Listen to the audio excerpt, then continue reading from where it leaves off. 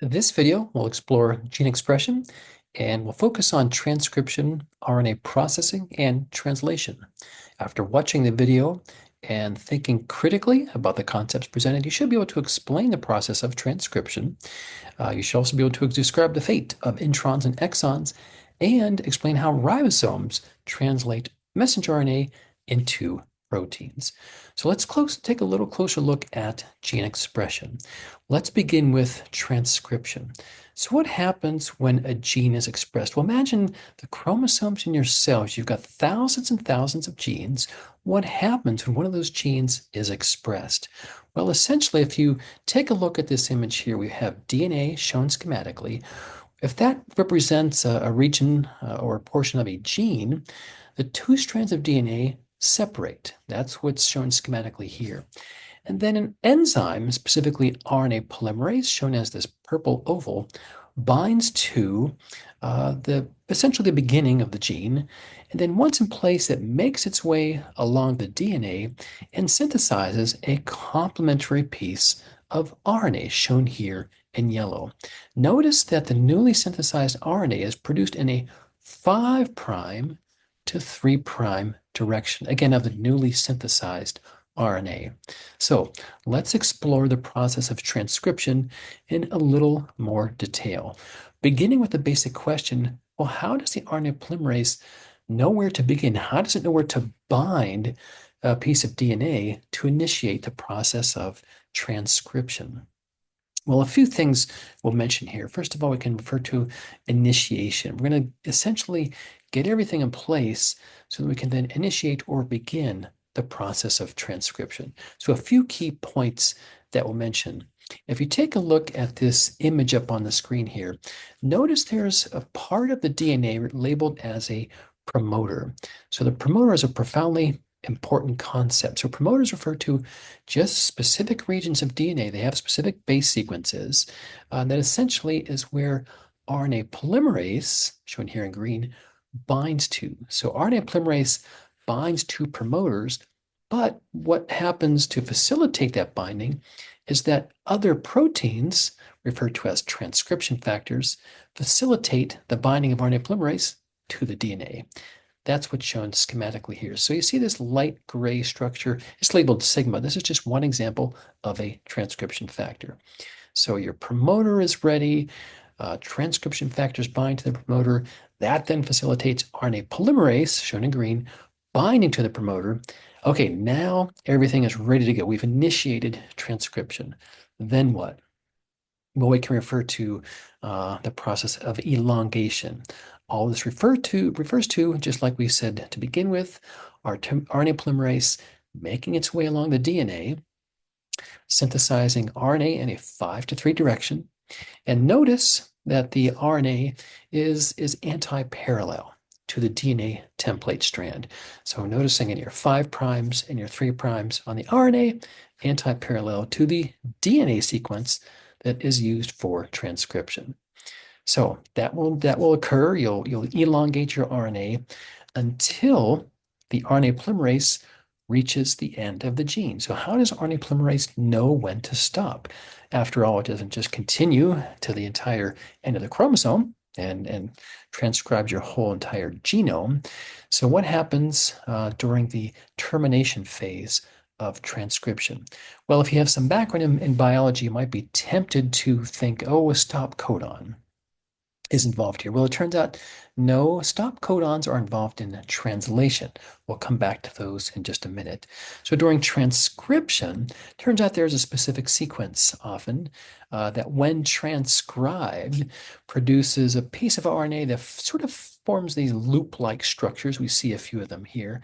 When those are formed, that then triggers the end of transcription. So that triggers the mRNA to release from the RNA polymerase and also triggers the RNA polymerase to release from the DNA being transcribed. So at this point, we've formed an initial piece of RNA. At this point, again, it's still in the nucleus. We might call this the primary mRNA transcript or a pre-mRNA. So it turns out that has to be processed in a variety of ways before it can be translated into a protein. So let's talk about that a little bit. What happens during RNA processing? And this is what happens in eukaryotes. So a variety of things take place. First of all, we'll mention this concept of introns and exons. So if you take a look at this figure, let's begin with a piece of DNA. So there's the promoter region. There's a bunch of bases that come after the promoter. But you'll notice some of these labeled introns and exons. What does that refer to? Well, here's the region of messenger RNA to begin with. So this gene was transcribed. We have this initial mRNA. Again, notice the exons and introns. Well, it turns out this initial piece of RNA is processed such that some of the chunks of RNA are removed and they're not incorporated into the RNA that gets translated. So the regions labeled introns in this schematic, so these lighter yellow colored regions, those are removed. The remaining sequences, these darker yellow ones, are then joined together in the mRNA, and those regions are referred to as exons. So what happens? The introns are removed, the remaining exons are spliced together. It turns out there is a whole bunch of proteins involved in this process, collectively referred to as spliceosomes. So spliceosomes play a big role in removing the introns and linking the exons together during this process of RNA processing. So after we link our exons together, again, we're still in the nucleus at this point, a few other things happen. It turns out there are the so-called 5' cap and poly A tail that are added. So this 5' cap. So again, here's the so-called coding region of mRNA. This represents the exons that have been spliced together. That's what this dark yellow region represents. So the 5' end, there's this modified nucleotide that's added, the so-called 5' cap. The other end, the 3' end, there are a bunch of A's, so a bunch of adenine bases that are added. That's so-called 3' poly A tail. Generally, the function of the cap and the tail, they do a variety of things. They prevent the coding region of mRNA from breaking down as a result of various enzymes, and they also play an important role in facilitating the binding of the RNA to ribosomes during the process of translation. So now we've processed our RNA, we've removed introns, we've spliced the exons together, we've added our 5' cap and 3' poly A tail.